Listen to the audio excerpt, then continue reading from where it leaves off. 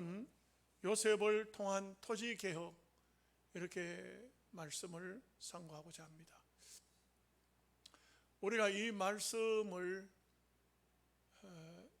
배우면서 오해를 하면은 요셉은 피도 눈물도 없는 사람이다, 그 흉년의 때에 그냥 좀 나눠주지, 땅도 다 받아버리고 사람들도 종으로 다 받아버리고 무슨 이방 임금에게 그렇게 절대 충성을 다하느냐, 이렇게 생각할 수도 있습니다. 또 실제로 그렇게 신신학자들은 그렇게 말하고요. 그러나 세상은 뒤죽박죽 제 마음대로 가는 것 같지만 하나님의 때 따라서 하나님의 사람을 세워서 그 사람을 통해서 하나님의 놀라운 오묘한 역사를 하나님은 역사하고 계시는 겁니다. 우리는 이 말씀을 인본주의적인, 소위 이런 성경 말씀을 아주 부정하는 신신학주의자들을, 소위 초대교회 사도행전에 유무상통, 네 것도 내 것도 없는, 거기서 공산주의를 만들어 강양욱이가 김일성에게 갖다 바쳤거든요. 강양욱도 목사예요. 여기 신신학 목사죠. 그런 것이 옳은 것이 아니에요. 여러분, 성경은요 절대 공짜를 나누어 주는 것을 좋아하지 않아요. 사도행전에 나눠준 것은 정말 혜택을 받아야만 살 수 있는 그런 참 가부들이에요. 유대 나라, 우리나라하고 달라요. 유대 나라는요 가부가 되면 아무 지분이 없어요. 일거리도 없어요. 굶어 죽어요. 그렇기 때문에 하나님은 율법적으로 11조를 내서 제사장을 먹여 살리도록 하고, 나그네와 고아, 가부 이 세 사람을 11조를 통해서 살리도록 하고 있다고. 그건 법적인 문제예요. 생명에 관한 문제예요. 그 요셉이 오늘 말씀을 보면은, 오늘 말씀은 이제는 짐승도 다 갖다 주고 이제는 토지하고 또 우리 자기 몸까지 사달라고 말합니다. 그런데 요셉이 두 말도 없이 다 사요. 그리고 모든 가축도, 돈도, 가축도, 토지도, 그 애굽의 전 백성들 전부를 다 바로에게 갖다 바쳐버려요. 그런데 바로 임금의 입장에서도 한번 우리가 성경에 나오지는 않지만 생각해 봅시다. 하나님께서 나에게 왜 이런 크나큰 이 요셉이라는 사람을 통해서 은총을 주실까? 자기가 섬기는 신이 다르잖아요. 그 신은 아무 말도 안 하고 있어요. 그 흉년이 온다 안 온다는 얘기도 못해요. 거기 수많은 제사장, 수많은 그 신접한 자들이 있지만 아무것도 알려주지 않아요. 거기에 대해서 어떤 이런 방구도 없어요. 그런데 여호와 하나님만이 요셉을 통해서 왜 이런 큰 역사를 자기에게 맡길 것이냐. 그 바로 임금도 상당히 사람이 영리한 사람이에요. 된 사람이에요. 요셉이 어떤 일을 하든 간에 절대 노타치. 그러면서 이 당시 애굽이라는 나라가 그야말로 토지 개혁이 온전하게 이루어지고 평등이 사회가 온전하게 주어지게 되고 거기서 출발하도록 만드는 거예요. 이제 그 다음부터는 이제 자유무한 경쟁이죠. 똑같이 줬습니다. 똑같이 줬는데 거기서 이제는 잘 되고 못 되고 하는 것은 무한 경쟁임, 자기에게 달려 있는 것입니다. 그렇지만 이렇게 요셉이라는 사람을 통해서 이 바로에게 하나님께서는 최고의 권세와 능력과 물질과 또 땅을 주어서, 애굽이라는 나라는요 역사적으로 보면 400년 동안 외적들이 침입을 못해요. 원체 강한 나라가 되니까. 여러분 지금 현재 예를 들어서 미국이라는 나라에 누가 도전합니까? 도전 못해요. 그걸 뭐 중국이 가끔 한 번씩 하지만 그래도 미국 대통령이 엄포를 한번 놓으면은 함부로 못한다고요. 이렇든 저렇든 간에 달러가 세계를 지배하고 있잖아요. 그런데 그 당시는 애굽이었다고요. 세상이 애굽을 통해서 이제는 전 세계 민족을 지도하는 거예요. 그러면서 여기에 품어져 있는 게 뭡니까? 내용이 바로 고센 땅에서부터 이 들어간 이스라엘 백성들은요, 토지 개혁의 대상자가 아니에요. 애굽 사람이 아니에요. 요셉의 식구들은, 요셉의 가족들 70명은요 세금 내고 뭐 땅 가축 갖다 바치고 곡식 얻어가고 그런 게 아니에요. 이게 참 묘하죠. 이스라엘 백성들이 이 애굽 땅에서 외부의 침입이 있으면 어떻게 될까요? 전쟁하러 나가야 되겠잖아요. 나가야 되지 않습니까? 당연히. 근데 430년의 세월 동안 애굽 땅에 있으면서 무한 번창하는 겁니다. 그래서 바로 70명이 200만 명이 되는 어마어마한 그는 급속도로 한 민족을 만들어버려요. 한 가정이 한 민족을 만들어버리는 하나님의 귀한 역사가 이 속에 품어져 있어요. 그 창세기는요, 파고 들어가고 연구를 해보면 해볼수록 와, 하나님은 놀고 계시는 분이 아니시다. 이 하나님의 역사에 쓰임을 받고 있는 요셉 이 자체도, 이 사람도 와, 하나님이 나를 통해서 이렇게까지 역사하시는구나. 바로라는 임금도 절대 요셉이 어떤 하는 일에 있어서 노타치, 네가 다 해라. 그런데 모든 것이 애굽의 궁궐로 다 들어왔어요. 바로에게로 다 들어왔어요. 이제는요, 길을 내는데 백성들에게 가서 길 좀 냅시다, 땅 뭐 얼마 돈 줄게, 그런 게 필요가 없어요. 전부가 다 바로에게 들어왔어요. 땅 내고 싶으면 내요. 너희들 저쪽에 가서 살아 하면 저쪽에 가서 사는 거예요. 여기 도시 하나 만들자, 만드는 거예요. 어떤 산이든 강이든 들이든 어떤 밭이든 다 바로의 것이에요. 돈 주고 살 필요 없어요. 계약할 필요가 없어요. 놀라운 것은 이제는요, 모든 사람이 바로에게 땅을 빌려가요. 그리고 20%만 내라. 그리고 너희들이 80%를 가지고 종자로 사용하고 자식들을 키우고 먹고 살고 그렇게 하라 이게. 여러분, 남의 토지를 경작하는데 20%가 아니고 조선시대에 보면요 80%를 지주가 거두어 갔어요. 80%. 20%를 줬어요. 그러니까 이 20%를 가지고는요 먹고 살 수가 없어.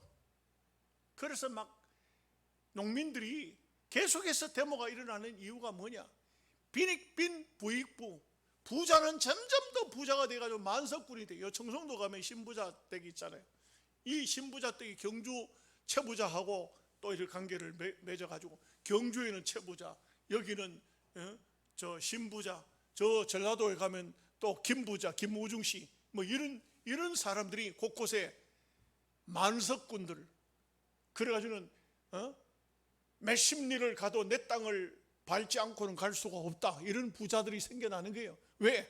땅을 빌려주고는, 그리고는 80%를 지주에게 갖다 바치고 20%를 가져가요. 죽도 끓여 먹기 힘드는 거예요. 그러니까 농민 혁명, 농민 반란, 뭐 이런 뭐 그런 문제들이 생겨지고, 그 암태도라는 것이 어디에 있는지 잘 모르겠는데 암태도 소작쟁이라는 것이 조선시대에 벌어졌잖아요. 그래가지고 막 사람이 엄청 죽었어요. 막 난리 났어요. 막 못 살겠다 이거야.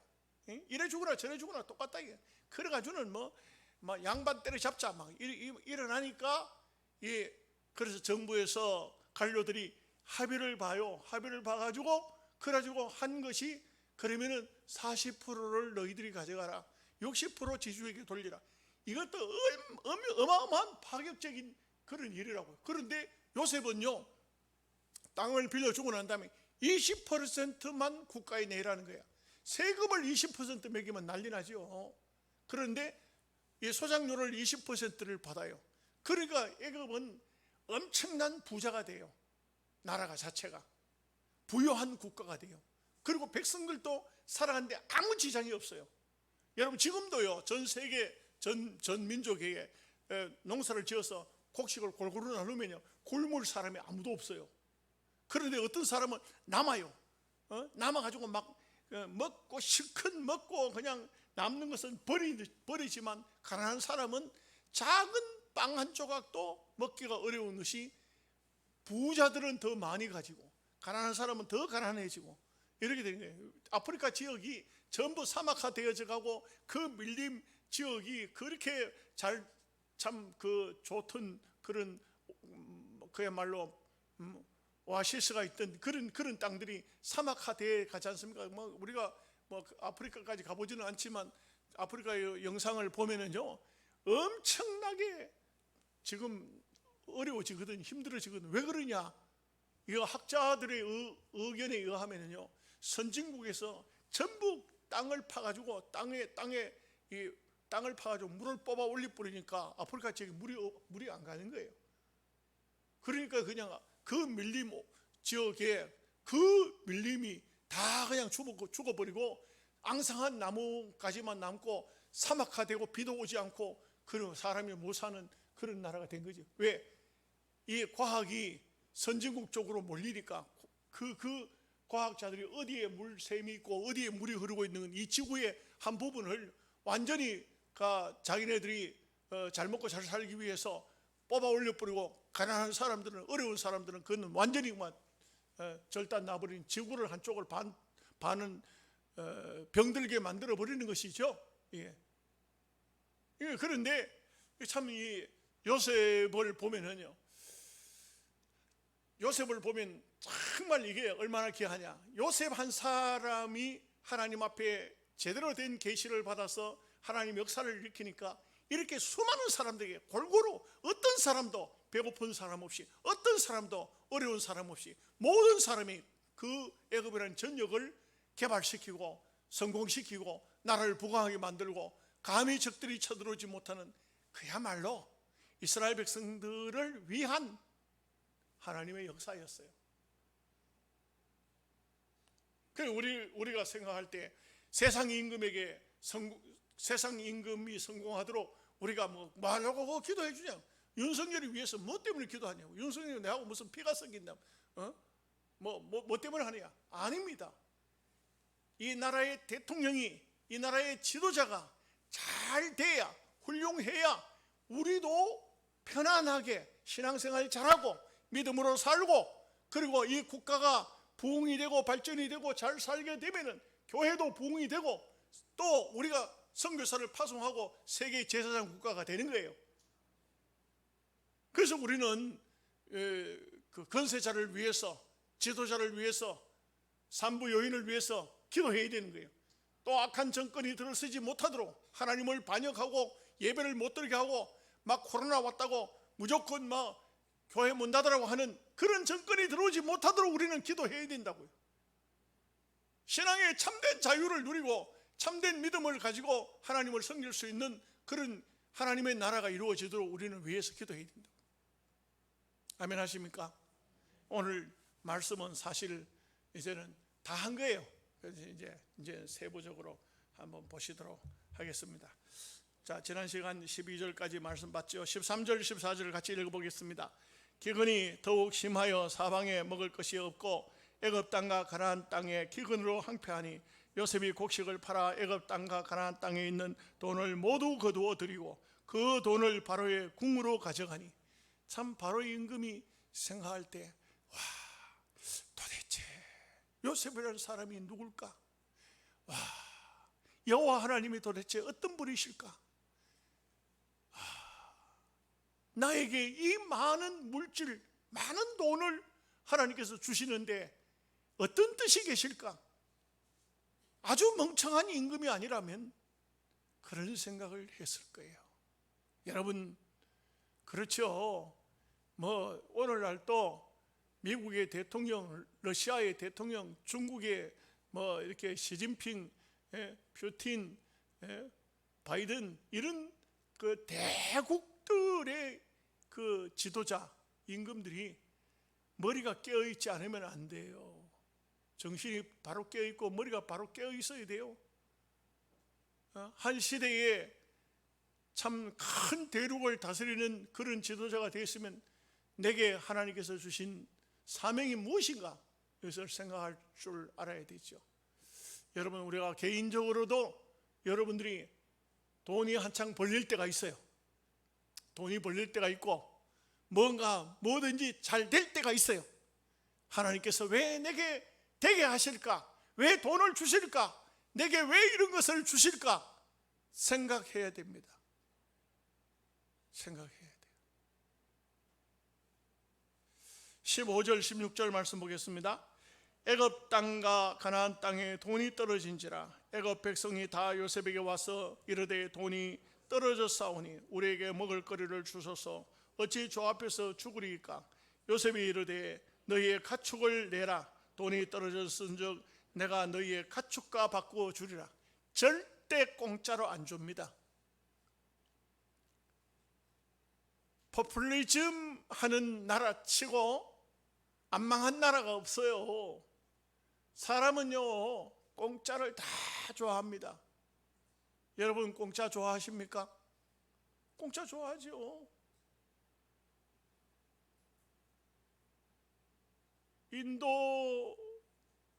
인도에서 스님이 복권을 샀어. 복권을 석 장을 샀는데 석 장이 다 1등 됐어.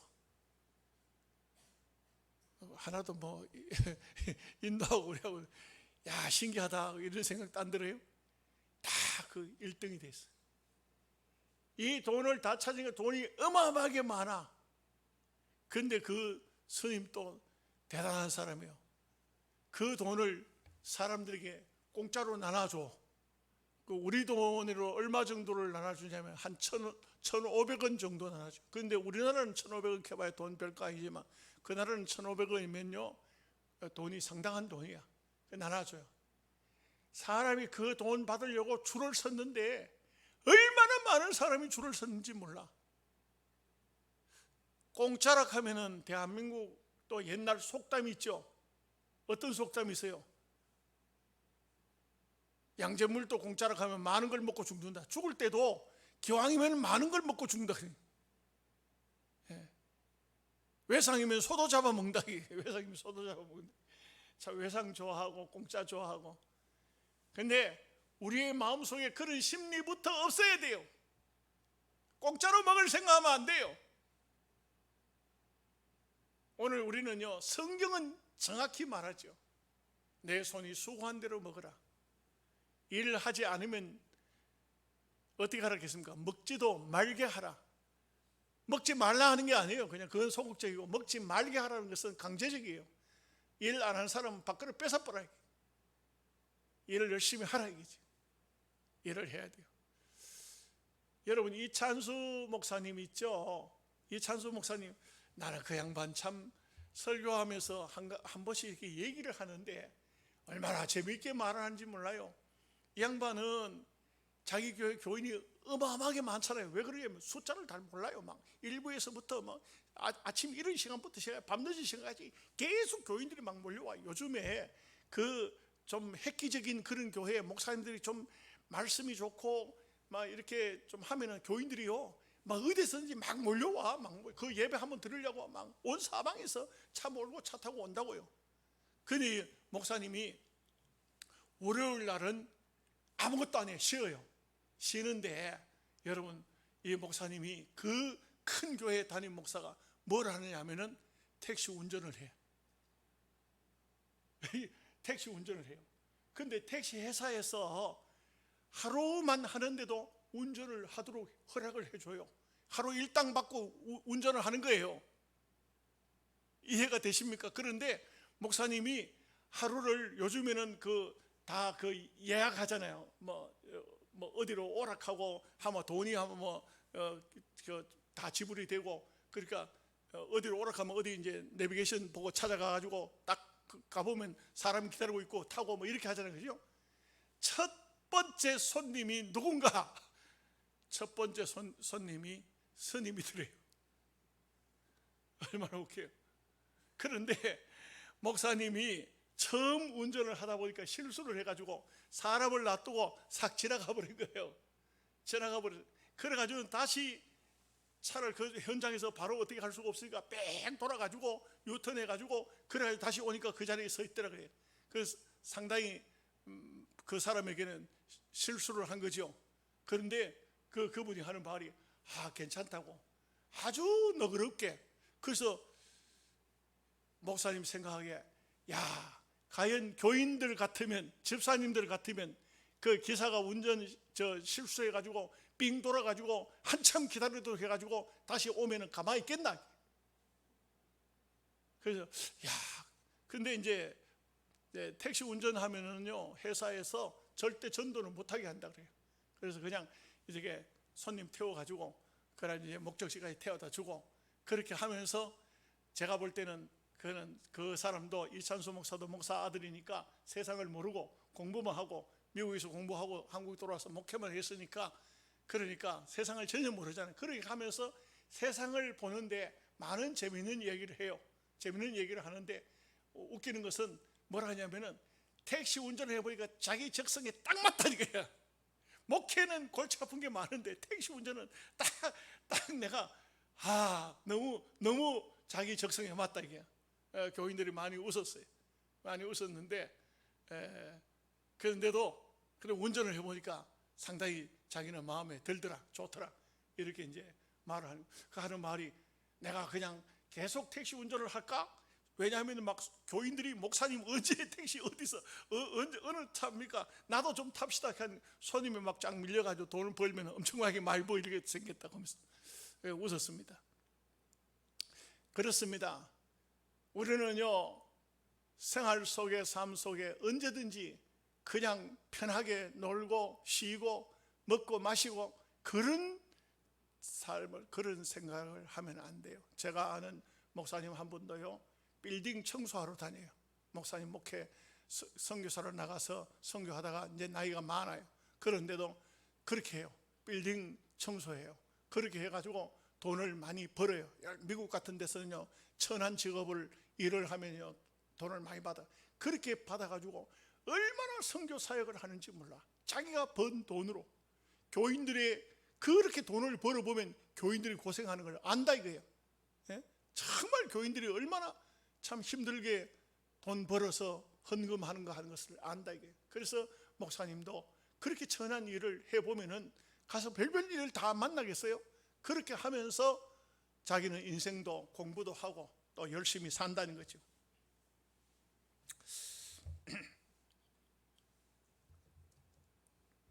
17절 말씀 다 함께 같이 보겠습니다. 그들의 가축을 요셉에게 끌어오는지라. 요셉이 그 말과 양떼와 소떼와 나귀를 받고 그들에게 먹을 것을 주되 곧 그 모든 가축과 바꾸어서 그해 동안에 먹을 것을 그들에게 주니라.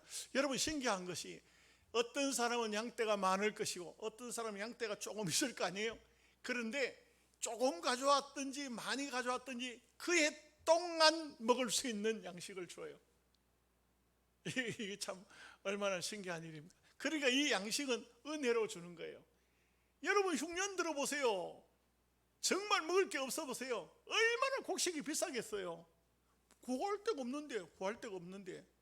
그러니 이 사람들에게 주는 곡식은 전부 은혜로 주는 거예요. 그래서 그냥 놔두면요, 말이든지 소든지 양이든지 다 굶어 죽어요. 왜냐하면 얼마나 지독한 흉년이 들었냐 하면은 아무 곡식도 아무 풀도 없는 거예요. 완전히 그냥 그런 상태에서는 양이 양을 잡아먹을 수는 없잖아요. 소가 소를 잡아먹을 수는 없잖아요. 그렇게 다 가져와야 돼요. 그러니 요셉에게 다 가져오면 요셉이 어떻게 됩니까? 결국 이 짐승들도 곡식을 먹어야 살아요. 그러니까 이 곡식을 먹여서 짐승들을 다 거두어 드렸다. 자, 18절 말씀입니다. 그 해가 다 가고 새 해가 되매 무리가 요셉에게 와서 그에게 말하되 우리가 주께 숨기지 아니하나이다. 우리의 돈이 다하였고 우리의 가축대가 주께로 돌아가사오니 주께 낼 것이 아무것도 남지 아니하고 우리의 몸과 토지뿐이라. 자, 19절 봅시다. 우리가 어찌 우리의 토지와 함께 우리 주의 목전에 죽으리까? 우리 몸과 우리 토지를 먹을 것을 주고 사소서. 우리가 토지와 함께 바로의 종이 되리니 우리에게 종자를 주시면 우리가 살고 죽지 아니하며 토지도 황폐하게 되지 아니하리이다. 여기의 말 속에 보면은 생명이 중요하지 뭐 땅이 황폐한 땅이 뭐가 중요하겠어요. 그러니 또 이 사람들이 우리를 사달라, 우리가 바로의 종이 되겠다. 종도 주인이 굶겨 죽일 수는 없잖아요. 종이 되면은 먹을 것을 줘야 되겠지. 생명이 사는 것이 중요하지. 그러니까 이게 이렇게 돼서 너희들이 곡식을 먹으려고 하면 너희들 스스로 몸을 정부에서 사겠다, 그렇게 한 게 아니에요. 본인들이 와가지고 내 토지도 내 몸도 사 주십시오, 이렇게 하는 것이죠.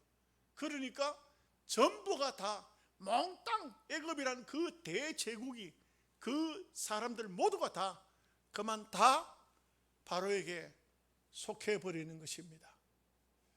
참 이렇게 되면은 바로 임금 입장에서는 얼마나 정치하기가 좋겠어요. 정말 모든 개혁을 제대로 할 수 있잖아요. 우리가 전도서를 보면 사람이 많은 깨를 내는 것이 죄라 그랬어요. 이 세상에는 보면요, 꽤 많은 사람이 참 많은 사람에게 고통과 아픔을 줍니다. 하나님 나라에도 결국 보면은 에덴 동산에서부터 깨를 낸 것이 범죄를 저지르게 된 것이죠. 하나님의 곁을 떠나게 된 것이죠. 이것은 앞서도 말씀드렸거니와 정말 놀라운 하나님의 계시가 이 속에 포함이 되어지는 거예요. 바로 임금에 대한 얘기는 안 나오죠. 안 나오지만 요셉이 하는 모든 것을 보면은 이 바로가 어떻게 하고 있다는 것을 알 수가 있겠죠. 이 바로라는 사람이 또 나중에 이 사실상 이스라엘 백성들이 들어온 이후 400년 뒤에 출애굽했지 않습니까? 그때까지 어떤 전쟁도 없고 외부의 침입도 없습니다. 나중에 400년쯤 지나갈 때쯤 돼가지고 그때가 어떤 일이 벌어집니까?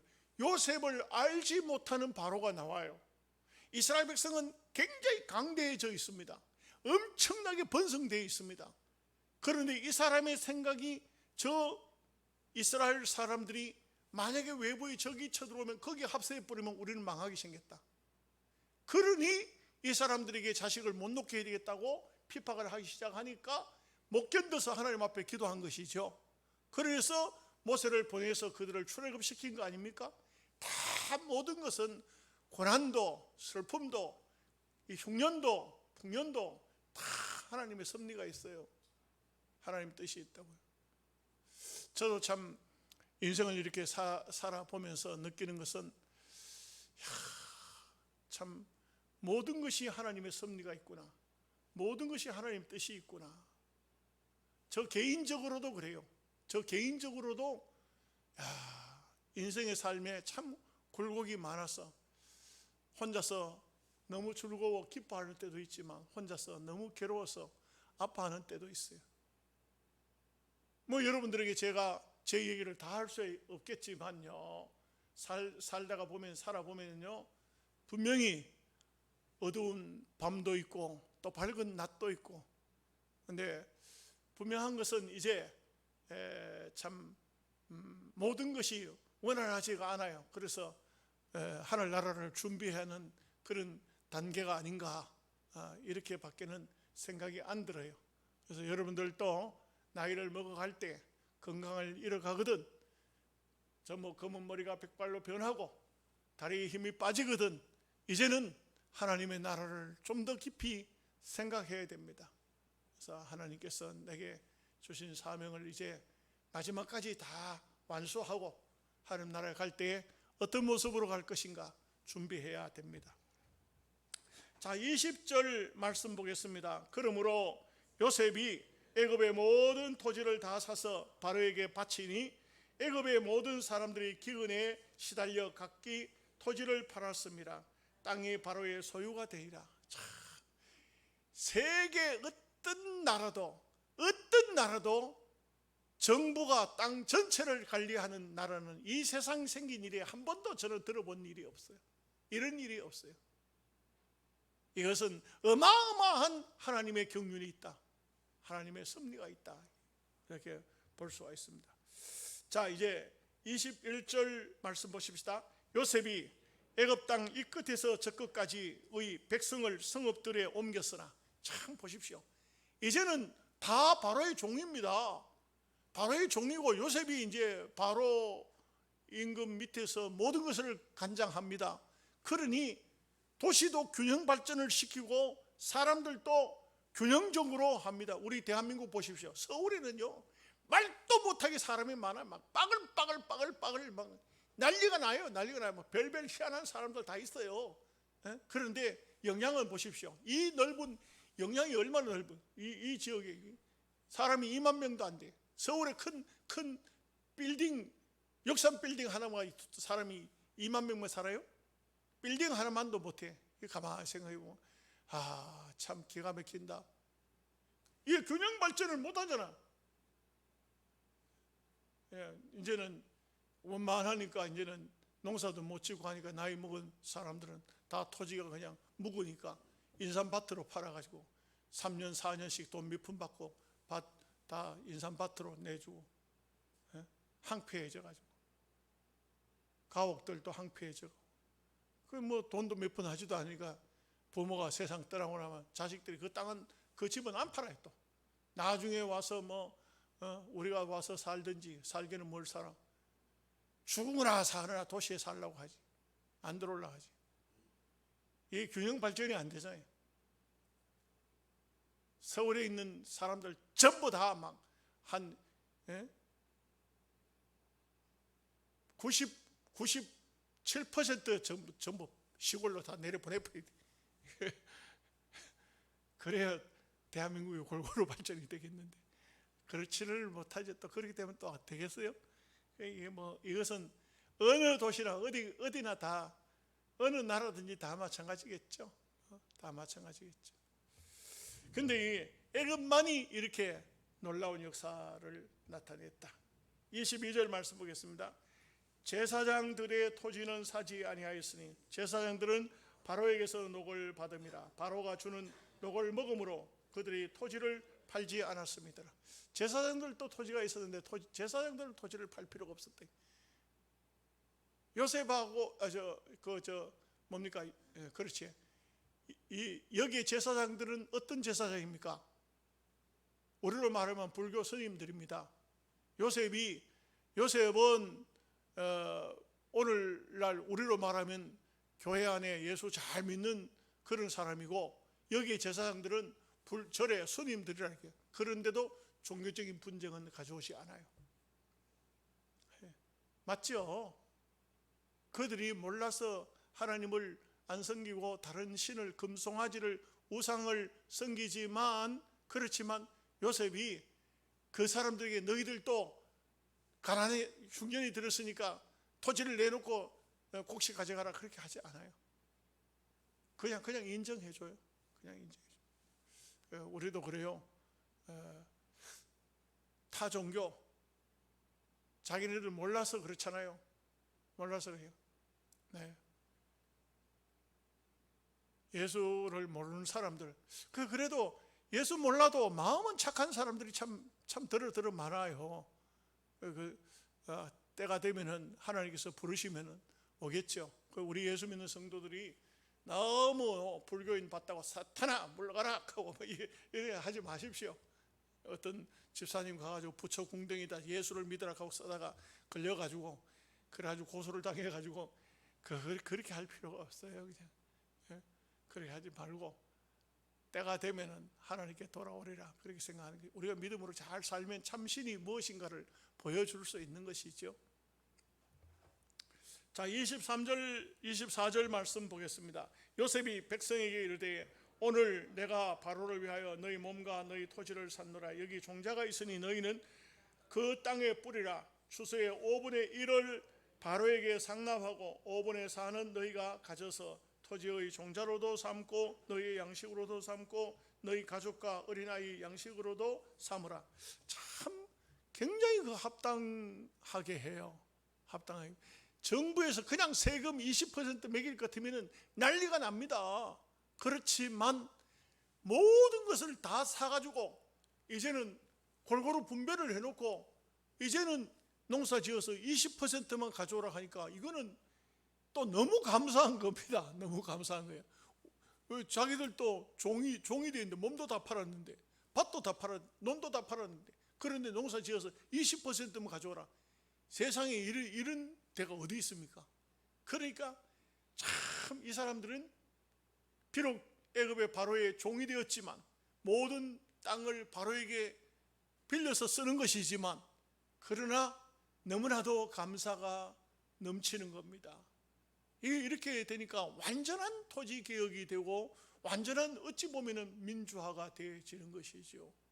너무나도 아름다운 역할을 참 요셉이 했다 이렇게 보여지는 것입니다. 25절 26절입니다. 그들이 이르되 주께서 우리를 살리셨사오니 우리가 주께 은혜를 입고 바로의 종이 되겠나이다. 요셉이 애굽 토지법을 세우매 그 5분의 1이 바로에게 상납되나 제사장의 토지는 바로의 소유가 되지 아니하여 오늘날까지 이르니라. 토지 개혁이 완전히 이루어졌습니다. 자, 27절 28절입니다. 이스라엘 족속이 애굽 고센 땅에 거주하며 거기서 생업을 얻어 생육하고 번성하였더라. 야곱이 애굽 땅 17년을 거주하였으니 그의 나이가 147세더라. 참 야곱은요 고생을 많이 해서 그런지 할아버지 아브라함이죠 175세, 아버지 이삭 180세, 근데 야곱은 147세에 죽어요. 네, 참 아깝지만 안타깝지만 그래 요셉이 그래도 큰 성공을 거둔 것을 야곱이 다 보고 참 야곱 한 사람만 따로 연구해도 야곱 신학이 나올 거예요. 아마 야곱 신학. 야곱 신학이라는 것은 신학교에 없습니다. 그렇지만 이 야곱 한 사람을 상대로 해서 야곱 신학을 한번 만들어내 보면은 대단할 거예요. 참 우리가 다 야곱 같은 존재들 아닙니까? 다 야곱 같은 사람들이. 집사람이 웃기는 말로 저보고 당신은 꼭 야곱 같은 사람이라고 저를 보고 야곱 같은 사람이라고. 야곱 닮은 것 같습니까? 끈질긴 면에 뭘 한번 한다 하면은 절대로 물러서는 법이 없이 끝까지 하니까 옛날부터 신학교 다닐 때부터 그랬어요. 논문 한번 쓰면 논문을 어떤 사람은 쓰는지 많은지 논문 제출 시간이 돼도 교수님 조금만 더 기다려 주세요 했는데 저는 딱 시작하면은 바로 모든 책을 다 구해가지고 어디서 막 서점에 다니고 뭐 어디 가서 막 복사를 해가지고 오고 막 도서관에 다니고 해가지고 집안에 갔다 온 사방 갖다 늘어놓고 논문이 끝이 나야 그래야 그냥 쉬는 거예요. 여러분들은 하도 이상해가지고 아멘도 안 해. 근데 여러분 우리가 그래요. 사람마다 성격이 다르겠지만 뭔가 한번 하면은 한다고 하는 이런 것이 야곱 성격이죠. 야곱은 그런 삶을 살았어요. 정말 인간적으로 보면 한번 야곱은 잡았다 하면 놓는 법이 없어요. 누구든지 간에 야곱 손에 잡히면 끝이에요. 그런데 이런 야곱도 하나님이 변화시켰어. 이제 남은 성경 구절은요 더욱 은혜스러워요. 뭐가 은혜스러우냐? 야곱이 정말 어떻게 요셉의 두 아들을 축복하고 12지파 그 다 축복하고 50장에 가보면 드디어 야곱이 죽을 때 그 장례식이 얼마나 어마어마한지 몰라요. 참, 요셉 때문에 바로 임금도 큰 축복을 받았으니까 여기에 장례식에 현직 총리 아닙니까? 그 총리 아버지가 돌아가셨으니 그 장례 행렬이 어마어마해요. 얼마나 이 하나님께 영광이 되는지 몰라요. 마지막 죽는 순간까지도 그 자식 잘 키워놓으면 이렇게 부모에게도 큰 영광이, 마지막 죽는 순간까지 영광이 된다고요. 얼마나 감사한 일이에요. 자, 29절 말씀 보겠습니다. 이스라엘이 죽을 날이 가까우매 그의 아들 요셉을 불러 그에게 이르되 이제 내가 내게 은혜를 입었거든 청하노니 내 손을 내 허벅지 아래에 넣고 인애와 성실함으로 내게 행하여 애굽에 나를 장사하지 아니하도록 하라. 이게 맹세시키는 이스라엘 백성들의 특징. 이스라엘 백성들은 꼭 그렇게 해요. 이 허리 밑에다가 손을 넣게 해요. 그리고 아브라함도 보면은 자기 종 엘리에셀을 불러가지고 자기한테 맹세시키잖아요. 그렇게 할 때 그렇게 하고, 또 야곱 같은 경우는 보면 야복강에서 하나님 앞에 기도할 때 천사가 여기 한도뼈를 쳤어요. 이것은 허리 중심. 참 보면은 여기에 이제 야곱도 요셉을 불러서 그렇게 하고 있다. 자, 30절 31절 말씀 봅니다. 내가 조상들과 함께 눕거든 너는 나를 애굽에서 메어다가 조상의 묘지에 장사하라. 요셉이 이르되 내가 아버지의 말씀대로 행하리이다. 야곱이 또 이르되 내게 맹세하라 하매 그가 맹세하니 이스라엘 침상머리에서 하나님께 경배하니라. 아멘입니다. 참 너무나도 성경은 참 이 창세기 속에는 하나님의 묘한 경륜이 들어 있습니다. 이 말씀들을 가만히 묵상하면 정말 감사하고, 하나님이 이 창세기에 나오는 인물들뿐만 아니고 오늘 우리에게도 하나님의 오묘한 경륜이 있었지 않습니까? 놀라운 은혜에 감사하는 여러분 되시기를 바랍니다.